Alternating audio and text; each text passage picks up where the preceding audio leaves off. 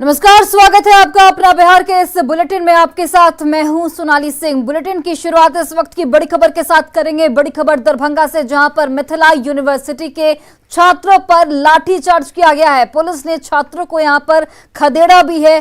प्रदर्शन कर रहे छात्रों को पुलिस की ओर से यहां पर खदेड़ा गया है। यूनिवर्सिटी में ये सभी छात्र प्रदर्शन कर रहे थे। रिजल्ट में देरी को लेकर छात्र आक्रोशित हैं। तस्वीरें आपके टीवी स्क्रीन पर। मिथिला यूनिवर्सिटी में छात्रों पर पुलिस की ओर से लाठीचार्ज किया गया। पुलिस ने यहां पर छात्रों को खदेड़ा भी। आपको जानकारी देते चले कि रिजल्ट में देरी को लेकर छात्र बेहद आक्रोशित हैं और उसी को लेकर उनके द्वारा प्रदर्शन किया जा रहा था। लेकिन इस दौरान पुलिस ने इन पर लाठीचार्ज की, साथ ही इनको खदेड़ा भी गया। पुलिस ने छात्रों को खदेड़ा है। तस्वीरें आपके टीवी स्क्रीन पर। प्रदर्शन कर रहे छात्रों पर लाठीचार्ज किया गया, साथ ही उनको खदेड़ा भी गया है। यूनिवर्सिटी में ये सभी छात्र रिजल्ट में देरी को लेकर प्रदर्शन कर रहे थे।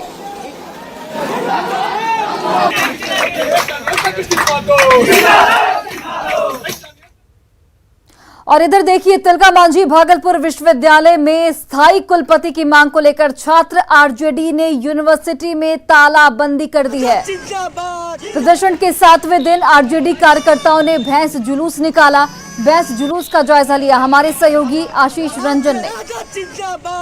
तिलका मांझी भागलपुर विश्वविद्यालय में पिछले 3 साल से स्थायी कुलपति नहीं है और पिछले 8 माह से जो है प्रभारी कुलपति भी जो है यहाँ नहीं आए हैं, जिसको लेकर जो है पिछले 6 दिन से जो है राजद के द्वारा जो है विश्वविद्यालय बंदी की गई है। और आज जो है अनोखे तरीके से आप देख सकते हैं कि भैंस के साथ जो है बीन बजाया जा रहा है। भैंस के गले में जो है राज्यपाल, मुख्यमंत्री और यहाँ के जो प्रभारी कुलपति हैं उनका जो है फोटो टांगा गया है। हम यहाँ जानना चाहते हैं कि किस तरह से आप लोग प्रदर्शन आज कर रहे हैं, क्या प्रदर्शन करके दिखा रहे हैं? हाँ, आज हम लोग 7 दिन से अनिश्चितकालीन तालाबंदी किए हुए, कोई बड़ी छोटी बात नहीं है।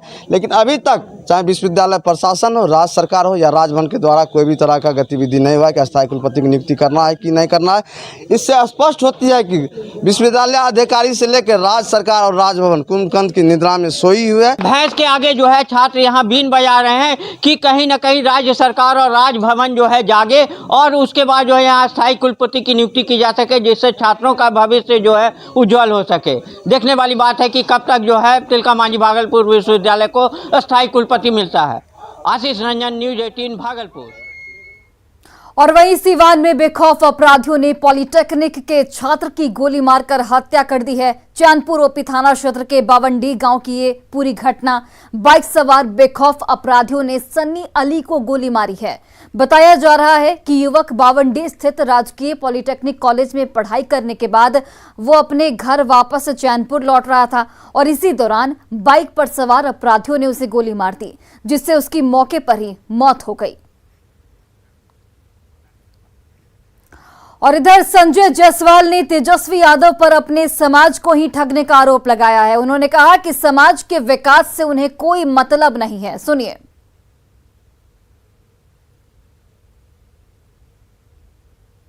इतना आक्रोश उन्हीं के दल में है, वो सबको अपना हरवाहा चरवाहा समझते हैं। जो अगर कोई यादव समाज का बेटा अपने बल पे किसी एक अलग मुकाम पे पहुंच जाता है तो उसे जानबूझकर बदनाम करने की कुचेष्टा करते हैं। उन्हें यह पसंद नहीं है कि उनके अलावा कोई भी यादव समाज का कोई भी व्यक्ति किसी भी क्षेत्र में आगे बढ़े।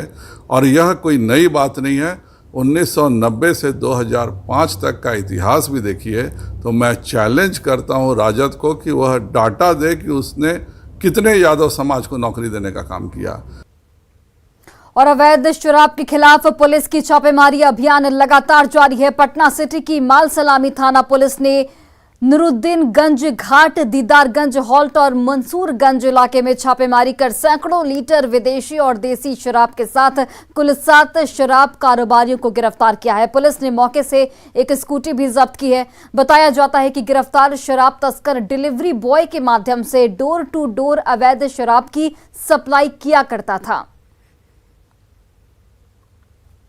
शराब के विरुद्ध विशेष छापामारी अभियान चलाया जा रहा है। उसमें विभिन्न जगहों से, जैसे मंसूरगंज मुसहरी हो गया, दीदारगंज टोल में हॉल्ट के पास हो गया, फिर नुरुद्दीनगंज घाट हो गया, ये सब जो है सभी जो है संवेदनशील स्थानों पर छापामारी की गई। उसमें कुल 7 व्यक्तियों की गिरफ्तारी की गई है। भारी मात्रा में देसी शराब एवं कुछ विदेशी शराब भी बरामद हुआ है। और सीबीएसई 12वीं का रिजल्ट जारी हो गया है। पटना रीजन में 92.2% छात्र सफल हुए हैं। केंद्रीय विद्यालय बेली रोड का प्रदर्शन काफी यहां पर अच्छा रहा है। 98% नंबर लाकर साइंस में अपूर्वा स्कूल टॉपर बनी है। स्कूल का ओवरऑल रिजल्ट 99.2% रहा है, जो कि काफी अच्छा है। सीबीएसई 12वीं का रिजल्ट जारी होते ही स्कूलों में जश्न शुरू हो चुका है और जो स्टूडेंट्स हैं एक दूसरे के साथ देख सकते हैं किस तरह से सेलिब्रेट करते हुए नजर आ रहे हैं। तो स्कूल प्रशासन भी सभी को बधाइयां देने में जुट गया है। तो इस वक्त हम पटना के केंद्रीय विद्यालय बेली रोड में हैं और जहां पर बेटियां टॉप हुई है और देख सकते हैं साइंस स्ट्रीम की दोनों जो बेटियां हैं ये स्कूल टॉपर बनी है। तो सबसे पहले हम इन्हीं से बात करते हैं, कितनी खुशी हो रही है रिजल्ट को सुनकर? जी बहुत खुशी हो रही है। कैसा रहा रिजल्ट? रिजल्ट अच्छा था, मुझे 485 आया आउट ऑफ 500, 97% रहा मेरा। 97% रहा। स्कूल टॉपर हुई? Second topper. Second topper. Result बहुत अच्छा रहा और मेरा नाम अपूर्वा है और मुझे टोटल 97.8% मिले हैं और मैं अपनी सफलता का श्रेय अपने शिक्षकों को, अपने माता पिता को और अपने दोस्तों को देना चाहूंगी।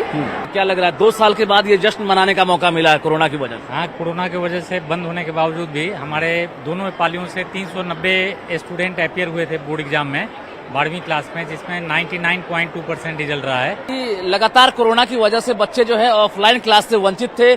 कुछ समय के लिए ही ऑफलाइन क्लास जो है कर पाए थे। बावजूद रिजल्ट से स्टूडेंट संतुष्ट हैं। तो स्कूल के प्राचार्य हैं वो भी बता रहे हैं कि रिजल्ट बेहतर रहा है। यानी पटना रीजन की बात करेंगे तो ओवरऑल 91.2% जो रिजल्ट है पटना रीजन का रहा है। हालांकि टॉपर्स की भी सूची जो है सीबीएसई की तरफ से कुछ देर बाद जारी किया जाएगा, जिसके बाद पता चलेगा कि पटना रीजन का टॉपर कौन है। कैमरामैन दीपक के साथ रजनीश कुमार, न्यूज़ 18 पटना। और वहीं पटना जिला निबंधन कार्यालय में 1 अगस्त से मॉडल डीड पर ही रजिस्ट्री होगी। आपको जमीन या फिर फ्लैट की दस्तावेज, पहचान पत्र लेकर जाना होगा और मॉडल तैयार करने के साथ ही रजिस्ट्री में होने वाले खर्च का चालान दिया जाएगा। चालान जमा करने के साथ टोकन मिलेगा। इसमें निर्धारित समय के अनुसार रजिस्ट्री काउंटर पर दस्तावेज का निबंधन होगा। जायजा लिया हमारी संवाददाता विनीता मिश्रा ने। पटना जिला निबंधन कार्यालय में 1 अगस्त से मॉडल डीड पर ही रजिस्ट्री होगी और इसके लिए पटना जिला निबंधन कार्यालय में 7 काउंटर बनाए गए हैं, जहां से 1 अगस्त से मॉडल डीड पर तमाम दस्तावेजों की रजिस्ट्री होगी। इसके लिए जो लोग भी यहां जमीन, फ्लैट के दस्तावेज लेकर आएंगे, पहचान पत्र उनको यहां देना होगा और उसके बाद मॉडल डीड पर ही उनकी रजिस्ट्री हो जाएगी और इससे कई फायदे भी होंगे। मॉडल डीड के आने से जो रजिस्ट्री पर कई लोग दलालों के चुंगल में फंस जाते थे, कई हजार उनको एक्स्ट्रा देना पड़ता था। मॉडल डीड होने की वजह से उनके एक्स्ट्रा पैसे नहीं लगेंगे और दलालों के चुंगल में जाने से वो बच जाएंगे। हालांकि ये मॉडल डीड काम कैसे करता है हम वो समझने की कोशिश करते हैं। सर, जो ये नया स्वरूप तैयार हुआ है 1 अगस्त से जो काम करेगा, कैसे काम करेगा ये? 1 अगस्त से जो काम करेगा उसमें जो भी लोग आएंगे निबंधन कराने, उन्हें हम लोग ये पहले ये प्रपत्र देंगे। हम उनका पूरा डिटेल्स लेंगे हम लोग, लेखिकारी जैसे जो भी खरीदने वाले का डिटेल, बेचने वाले का डिटेल, उनका कितना संपत्ति है, प्रॉपर्टी, ये एक फॉर्म में दूंगा। फिर उसका मजमून का ये सारा है, ये सारा चीज़ दूंगा। ये देने के बाद फिर हम लोग उनको एक मॉडल डीड का यहाँ एक प्रपत्र देते हैं। सपोज डैट कि जैसे हमें सेल डीड करना है तो सेल डीड का ये यहाँ से हम लोगों ने मॉडल डीड का प्रारूप, ये फॉर्मेट तैयार है, ये फॉर्मेट दिया। इसमें मैं कहता हूँ उन लोगों को कि भर करके आप लाएंगे और इसके बेसिस पे हम लोग उनका डॉक्यूमेंट तैयार कर देंगे। ठीक है, सेम डे में डॉक्यूमेंट तैयार हो जाएगा। देन आफ्टर फिर इनका अपॉइंटमेंट देते हैं हम लोग। अपॉइंटमेंट के लिए nibandan.bihar.gov.in वाले साइट पे जा कर के वहाँ से फिर हमें ये इनका अपॉइंटमेंट देना होता है। स्लॉट बुक करें, वो जो भी है ये आईडी पासवर्ड के थ्रू उनका मोबाइल नंबर हम लोग रजिस्टर्ड करेंगे। उसके बाद उसी बेसिस पे हम लोग मॉडल डीड पे इनका अपॉइंटमेंट देंगे।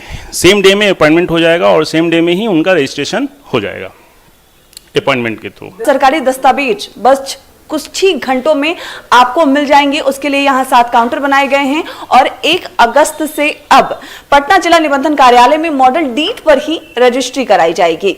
विनीता मिश्रा, न्यूज़ 18 पटना। और केंद्रीय मंत्री अर्जुन मुंडा दिल्ली में बीजेपी दफ्तर में प्रेस कॉन्फ्रेंस कर रहे हैं, जिसमें आदिवासी कल्याण को लेकर मोदी सरकार की उपलब्धियों के बारे में जानकारी दे रहे हैं। यदि हम 2004 से 2014 के कालखंड को देखें तो वह देश में जनजातीय समाज के लिए 90 स्कूल खोले गए थे, लेकिन 2014 से 2022 के कालखंड को देखें तो 514 एकलव्य मॉडल रेसिडेंशियल स्कूल स्वीकृत किए गए हैं। इनमें से 84 विद्यालय में शिक्षण कार्य प्रारंभ हो गए, स्टूडेंट्स आ गए और पढ़ाई प्रारंभ हो गई है। छात्र छात्राओं के लिए आवासीय परिसर उपलब्ध कराए गए, क्लासरूम बन चुके हैं और पढ़ाई प्रारंभ हो गई है। एकलव्य मॉडल आवासीय विद्यालयों के निर्माण में जो पहले यानी 2014 के पहले 12 करोड़ रुपया का प्रावधान किया जाता था, वहीं इस समय में हम ऐसे स्कूलों के लिए 37.80 करोड़ और जो दुर्गम क्षेत्र है उसके लिए 48 करोड़ रुपया व्यय कर रहे हैं। 175 एकलव्य मॉडल स्कूल में इलेक्ट्रॉनिक्स और आईटी मंत्रालय के साथ मिलकर के स्मार्ट कक्षाओं की स्थापना की जा रही है।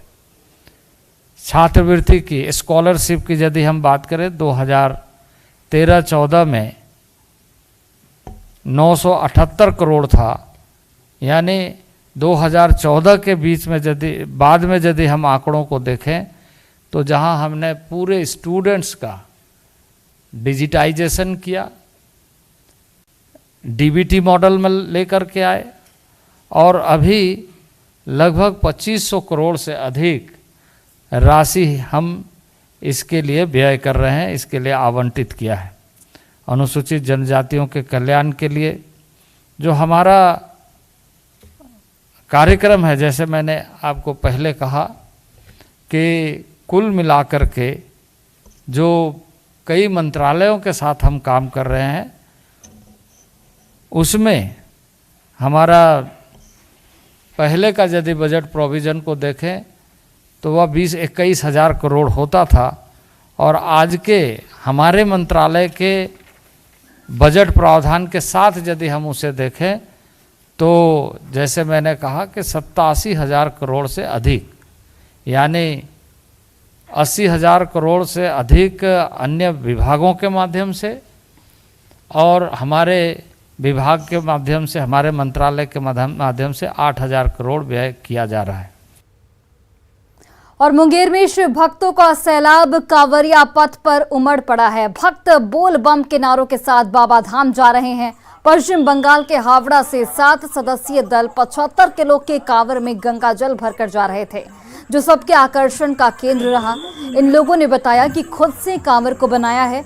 वे भी कई साल से भारी वजन वाले कांवर लेकर जाते थे, लेकिन किसी प्रकार की परेशानी नहीं होती थी। 70-75 किलो होगा। हम लोग हावड़ा शिवपुर से आ रहे हैं और इसको देवघर ले जाना है। कल हम लोग सुल्तानगंज से 5 बजे पानी उठाए और अभी तक चल रहा है। बाबा का आशीर्वाद है।